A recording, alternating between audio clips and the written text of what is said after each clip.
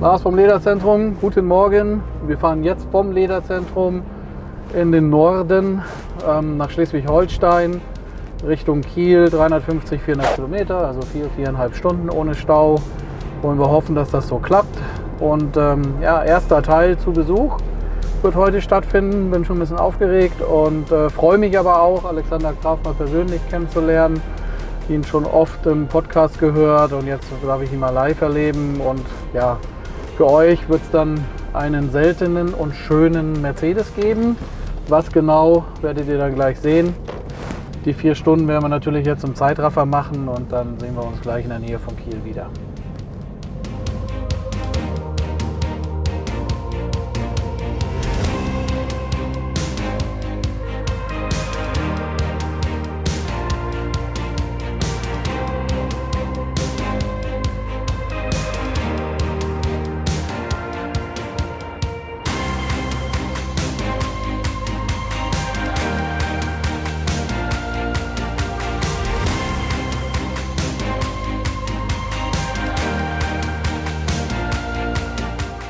Moin Moin, ich bin Lars vom Lederzentrum und ja, die erste Episode zu Besuch und wir sind gar nicht so weit weggefahren nach Schleswig-Holstein, das ist ja von Göttingen 350, 400 Kilometer in den Norden, sehr schön hier oben und ja, Alex ist unser erster Gast oder wir sind Gast bei ihm und erzähl mal kurz, was du eigentlich tust, oder sammelst du immer nur Autos? Oder nee, ich bin kein Autosammler. Ich bin tatsächlich ein Fan dieser Baureihe vom W124, arbeite in der Internetbranche, blogge auch ganz viel im Internet, habe auch einen eigenen Podcast. Und der Autofable, der ist mal gekommen, weil ich mich natürlich schon immer irgendwie für Autos interessiert habe und als ich die Wahl hatte damals bei der Bundeswehr, ich war Zeitsoldat, mir das erste Auto auszusuchen, um dann zu dem Stützpunkt nach Nienburg zu fahren. Bei Hannover hatte ich die Wahl zwischen einem Mercedes 190 und einem Opel Calibra. So, das war die Entscheidung. Und da hat sich im Grunde genommen mein Lebensweg auch ein bisschen entschieden. Und es ist natürlich der W201 geworden, also der 190er, ja. Als 2,3 Liter Maschine. Und da hatten dann auch noch ein paar andere Kameraden bei der Bundeswehr auch noch dann so eine E-Klasse und auch noch ein paar 190er. Und seitdem ist quasi diese Baureihe irgendwie so eingeloggt und da komme ich nicht mehr von weg. Also vor 20 Jahren hat es ungefähr angefangen. Aber ich sammle keine Autos. Das ist tatsächlich, das war schon immer mein Traumauto. Und das habe ich mir vor 2 Jahren gekauft. Okay, super. Ja, ganz kurz zu deinem Blog, das wollen wir ruhig erwähnen hier, weil ich bin da fleißiger Zuhörer. Ich habe alle 300 Folgen plus die du jetzt schon gemacht hast. Allerdings die letzten beiden habe ich noch nicht gehört, muss ich sagen. Aber ansonsten habe ich tatsächlich alle angehört. Also Kassenzone, kassenzone.de heißt das. Schaut da mal rein, wenn ihr an E-Commerce, Internet, ja, E-Commerce in erster Linie geht es ja, wenn ihr da interessiert seid und ein bisschen Einblicke haben wollt in Bereiche, auch bei großen Firmen, hast ja auch eine ganze Menge große Firmen dabei, Thomann oder Kercher und so weiter. Sehr, sehr interessant. Aber jetzt geht es ums Auto, E500. Ja, wie bist du dazu gekommen? Hast du im Internet geguckt, da gefunden? Oder? Ja, also man muss ja sagen, ich habe mein erster E320, den habe ich gekauft, was muss das gewesen sein, vielleicht so 2007, 2008, im Bornit. Farbe, den habe ich damals gekauft, schon mit den Grundanforderungen, es muss auf jeden Fall eine Automatik sein, es muss der E320 Motor sein und Klimaanlage muss drin sein. Es gab, glaube ich, ein ganz paar wenige, die ohne Klima verkauft worden sind. Und wenn man sich so ein bisschen mit der Baureihe beschäftigt, dann gibt es quasi ein Auto, was da ganz, ganz oben steht, das ist der E500, weil der natürlich diese Geschichte hat, dass er dann bei Porsche zusammengeschraubt werden musste, so ein Riesenmotor da drin, der ist natürlich in allen Klassikzeitschriften hoch drunter besprochen worden und beim E500 gibt es nochmal die Variante mit dem Limited. Will ich kurz einhaken. Also der Karosserie und Lackierung wurde bei Mercedes gemacht und dann ist er tatsächlich rübergebracht worden zu Porsche. Das ist ja auch gar nicht so weit auseinander, Sindelfingen und Zuffenhausen. Und da wurde er dann zu Ende gebaut und der V8, der da drin ist, der war vorher in dem SL drin oder der wurde in dem SL verbaut und dann wurde er hier reingebaut. Und von außen erkennt man es eigentlich nur daran, dass der Kotflügel Vorne und auch hinten, Bodo, ich weiß gar nicht. Zumindest vorne ist er ein bisschen ausgestellt, ne? Ich glaube hinten auch. Und das ist ja so ein bisschen die Geschichte, das hat dann nicht mehr durch die Produktionsstraße bei Mercedes gepasst. Ja, und da wollte man irgendwie Porsche helfen. Den ging es ja damals auch nicht so gut, dann Anfang der 90er Jahre. Und dann ist er dann dahin gekommen. So ist das eine Co-Produktion. Also es ist relativ viel Geschichte in dem Auto drin. Und der ist tatsächlich auch mal deutlich schwerer als so ein i320. Also fast 500 Kilo mehr, kann man sich gar nicht vorstellen. Aber diese Bremsanlage vom SL und der Motor, die wiegen schon erheblich mehr. Okay. Und dann gab es halt diese Abstufung. Es gab halt die Limited-Variante. Ich weiß gar nicht, ob Mercedes das heute auch noch macht bei neueren Autos, ob es so eine Art Final Edition Limited-Variante gibt.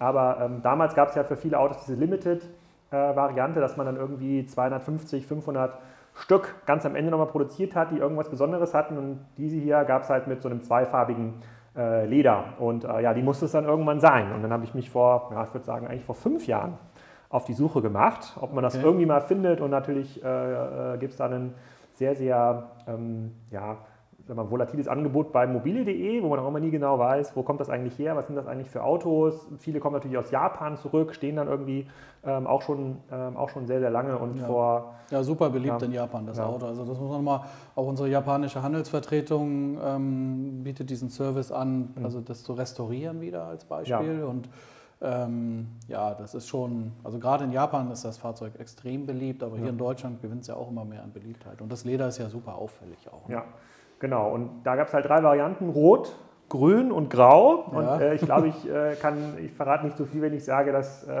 Rot und Grün nicht zu den beliebtesten von diesen 3 Varianten.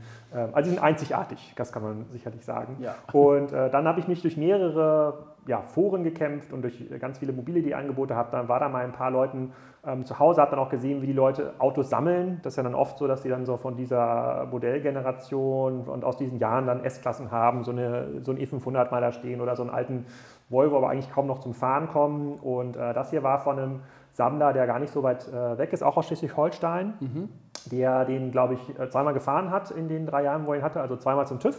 Und sonst nicht. Und stand da leider rum. Ja, okay. Der stand da rum, hat aber alles irgendwie funktioniert. Alle Lämpchen haben geleuchtet. Der Lachs sah noch super aus. Ein Freund von mir, der da noch ein bisschen beim Aufmöbeln geholfen hat, hat sich den auch nochmal angeguckt. Und wir liegen jetzt hier noch nicht im 6-stelligen Bereich, sondern das kostet sicherlich nochmal mehr als 10.000 Euro, aber es ist noch leistbar.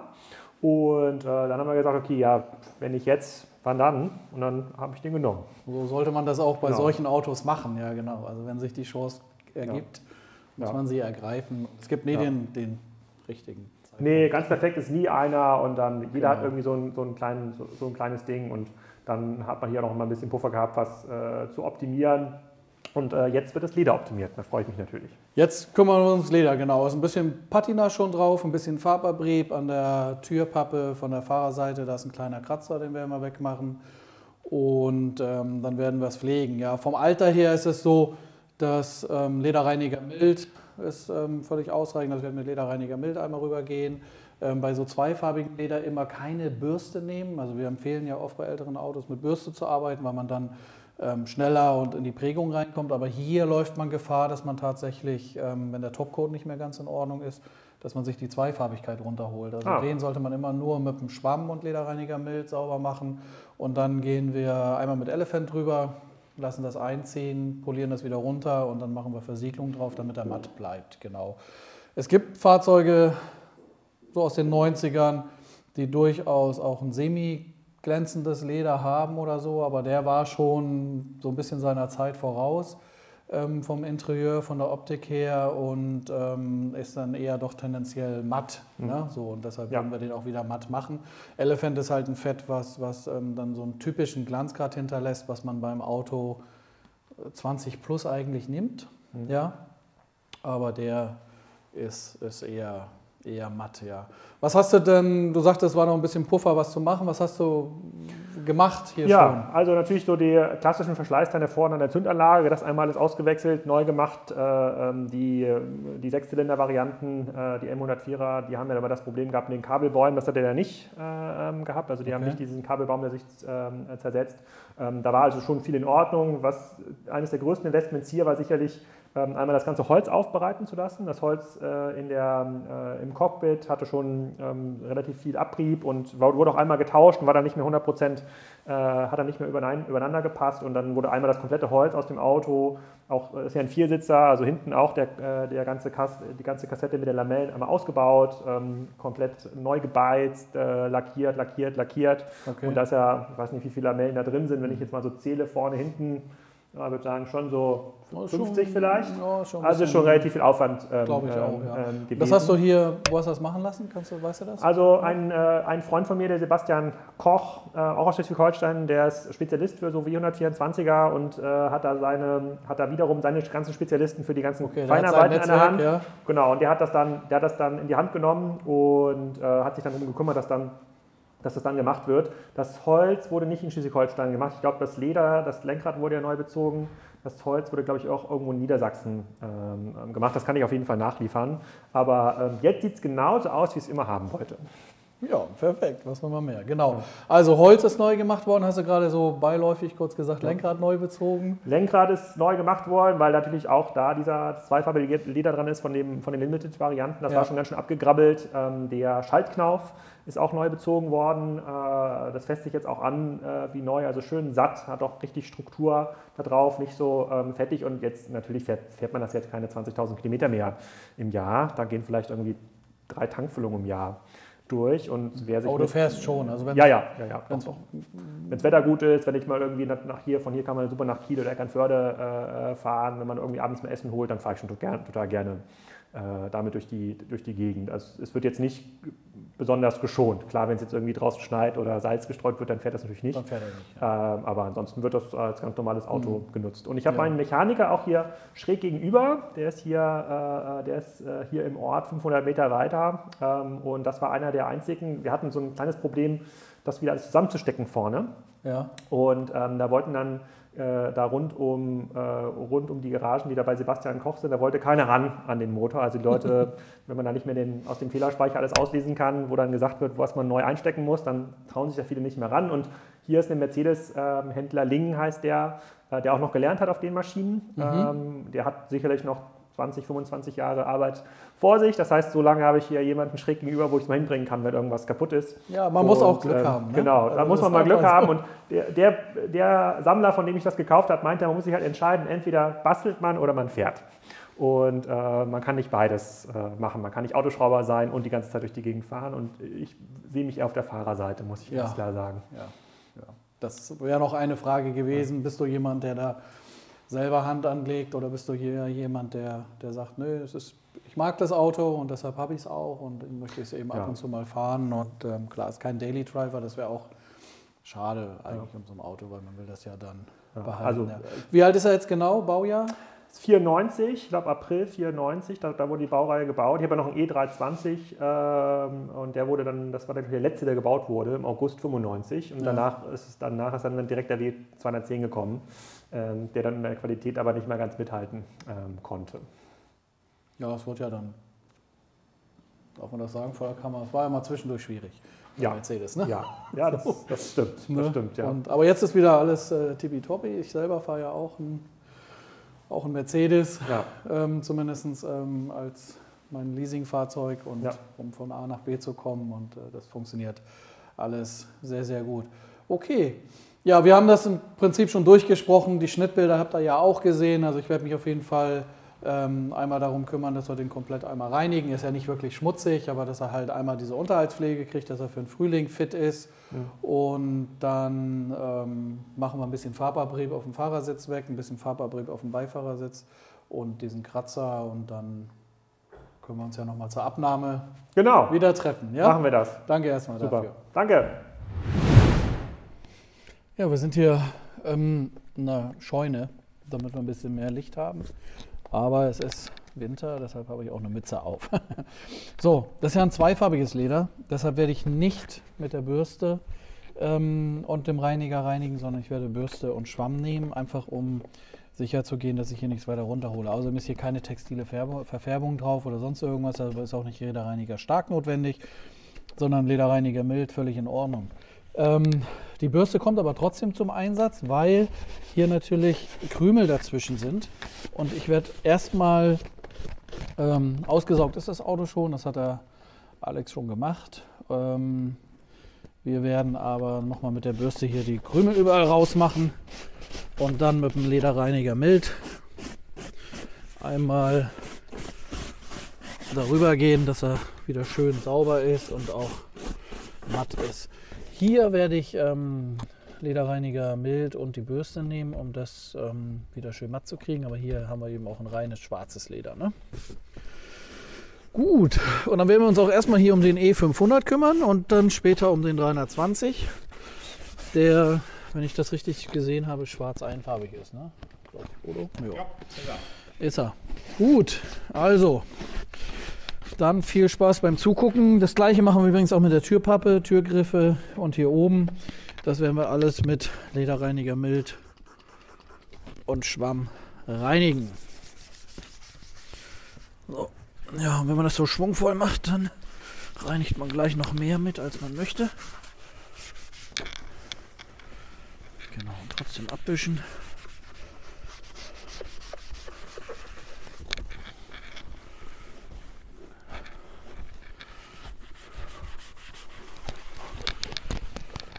Ja, das sieht gut aus. Und dann Bereich für Bereich. Vorsicht nehmen, nicht alles auf einmal. Dann sieht man auch, was passiert und kann gegebenenfalls die Strategie anpassen.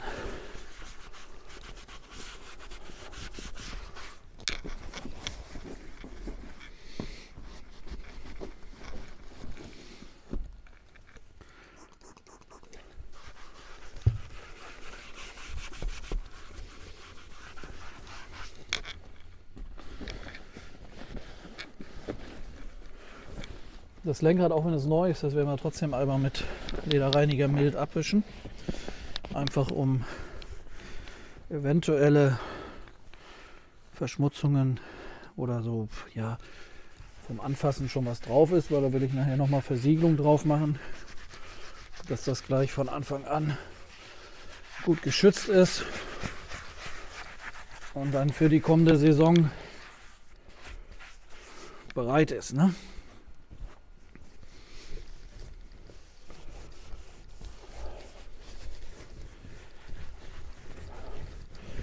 Nochmal zu diesem zweifarbigen Leder, das gibt es nicht mehr im Original zu kaufen, sondern man muss sich das von jemandem besorgen, der sich darauf spezialisiert hat. Da könnt ihr gerne bei uns im Lederzentrum anrufen. Wir haben da ein paar Adressen, wer so eine Dinge tut, wo man so ein Leder herbekommt. Und da helfen wir dann gerne weiter. Messen finden ja leider nicht statt, wo man sich da schlau fragen kann. Aber wir sind da gerne für euch da. Ja, kommt da doch ein bisschen was runter. Schau. Wundert man sich, ne? Das sieht immer gar nicht so aus. Und wenn man dann erstmal loslegt mit dem Reinigen, dann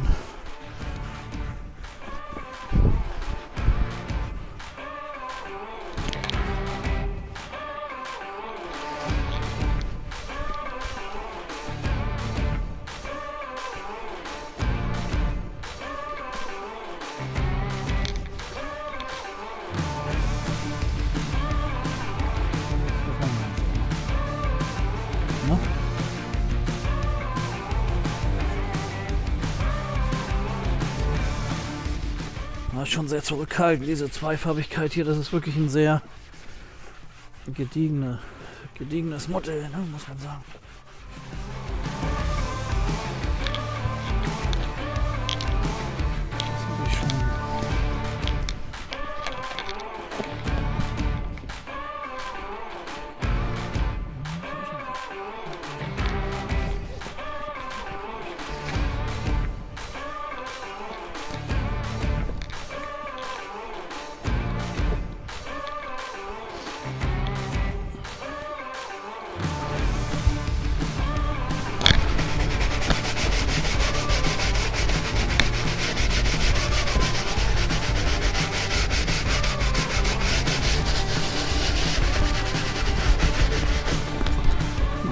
halb machen, dann sieht man vielleicht die Glatze.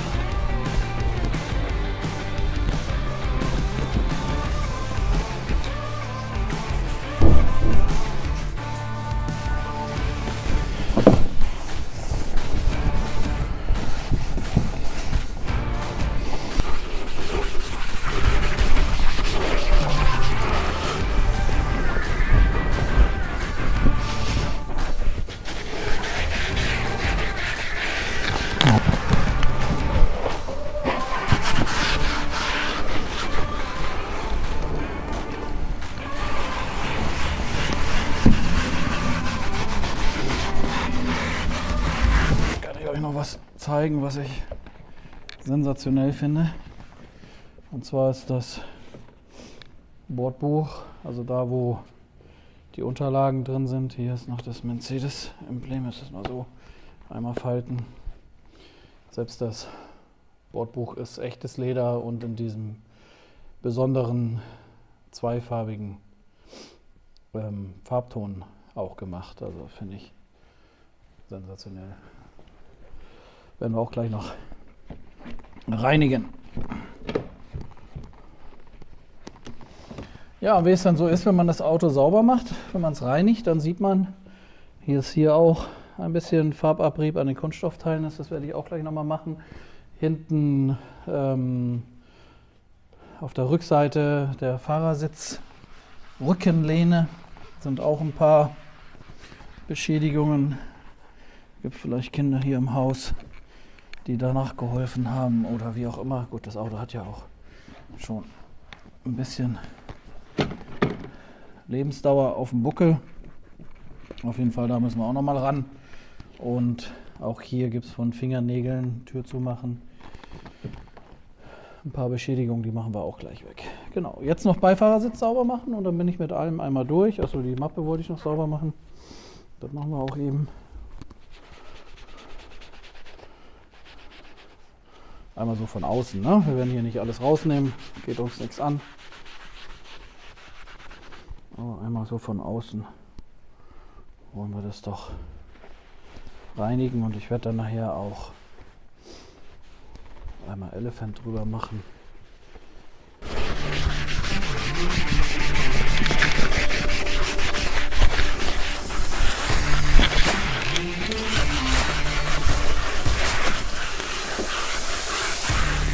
Ja, so alle Bereiche, die ich jetzt färben möchte, mit Lederreinigungsbenzin entfetten. Es gibt keine wirklich rauen Stellen oder so, ich muss nicht mit dem Schleifpad arbeiten.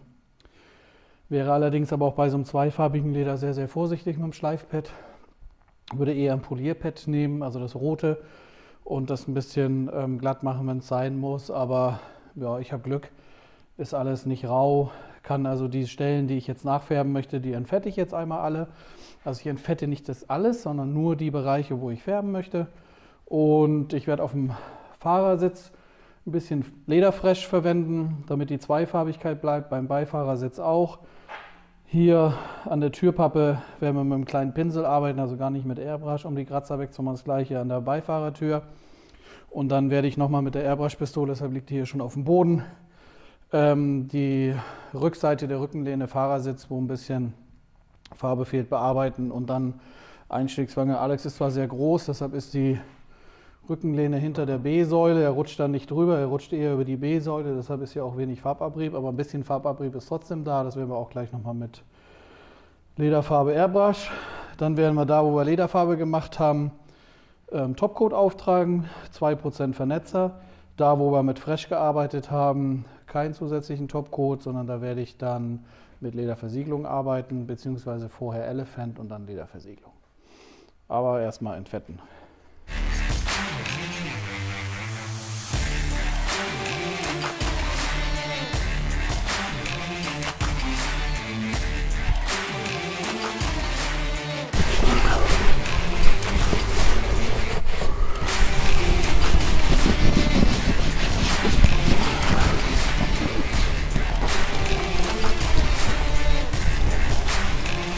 So, Lederfarbe habe ich schon gemischt. Das ist ein bisschen so ein schwarz, blau, grau, wie auch immer. Gibt es bestimmt einen Fachbegriff für, den weiß ich aber nicht. Und dann Mini-Pinsel. Dann wollen wir erstmal hier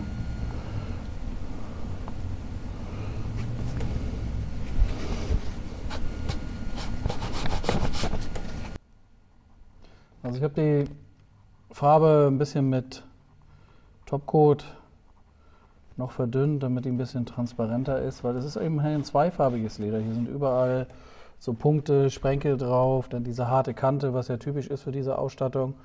Und wenn ich hier mit einer volldeckenden Farbe arbeiten würde oder mit einer Airbrush-Pistole, dann würde ich das alles viel zu gleichmäßig machen und das würde dann einfach nicht mehr diesen Effekt, diesen Charakter haben, den dieses Leder ja so ausmacht.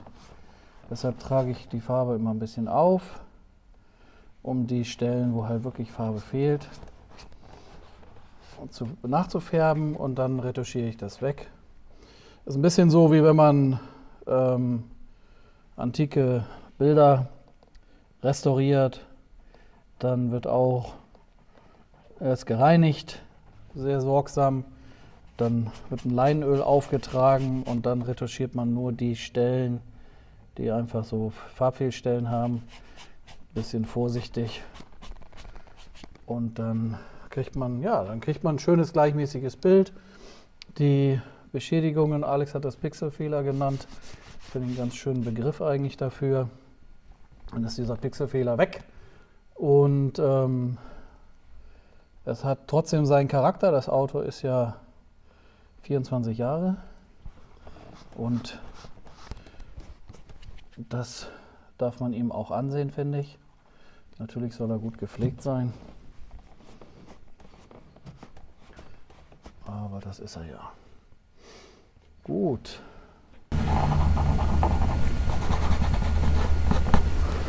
So, ich habe mich jetzt doch entschieden, das ein bisschen auszunebeln, weil hier relativ viel Farbe fehlt. Und ich fange jetzt erstmal mit dem Hellgrau an, bevor ich mit dem Schwarz arbeite. Dann habe ich es mit der Airbrush-Pistole ein bisschen einfacher.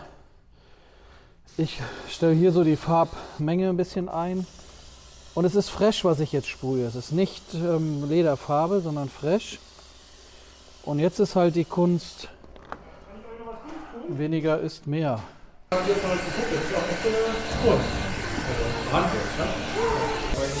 jedem anderen Auto hat man einen horrenden Wertverlust.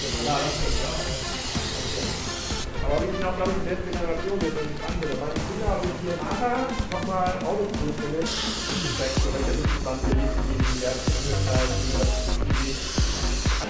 Der hat auch eine Verhaltung. Die junge Bauländer machen bestimmt auch eine Rüge, aber auch Service.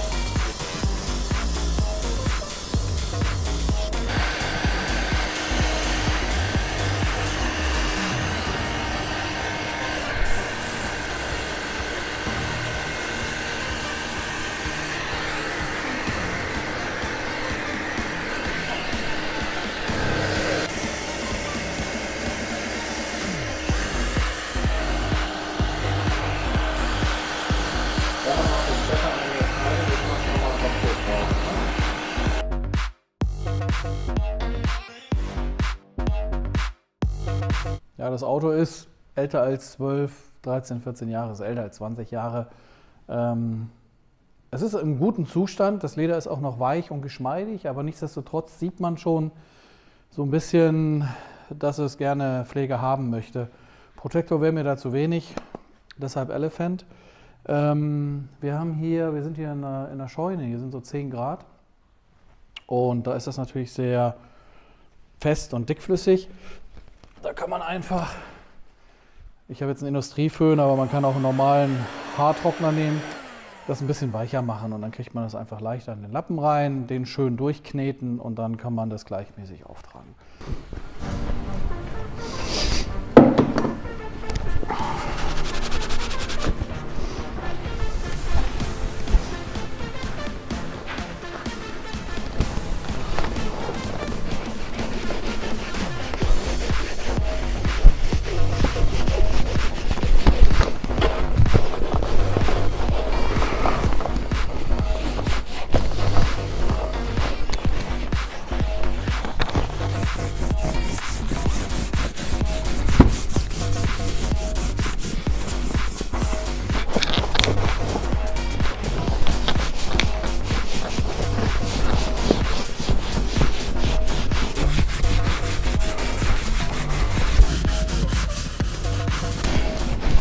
Ja, einmal über alle Sitze Armlehne Elephant aufgetragen. Das lassen wir jetzt einziehen und Alex muss dann in 2 Tagen selber einmal ran Versiegelung auftragen. Das kann man nicht direkt hinterher machen, aber ich werde die Versiegelung auf das neu bezogene Lenkrad und auf den neu bezogenen Schaltknauf gleich drauf machen, weil da haben wir kein Elephant drauf gemacht, weil das ist eben noch nicht 20 Jahre alt, sondern das ist erst 2, 3 Jahre alt. Und ein paar Bereiche sind perforiert. Ich habe in den perforierten da vorne habe ich aus Versehen immer ein bisschen zu viel Elephant reingemacht. Das habe ich auch nicht mehr rausgewischt bekommen. Das kann man einmal föhnen, dann wird das flüssig und zieht so weg. Natürlich soll man das jetzt nicht bei allen perforierten Flächen machen, aber wenn das mal passiert, dann kann man das eben so machen, ne? Okay, also Versiegelung, Lenkrad, Schaltknauf.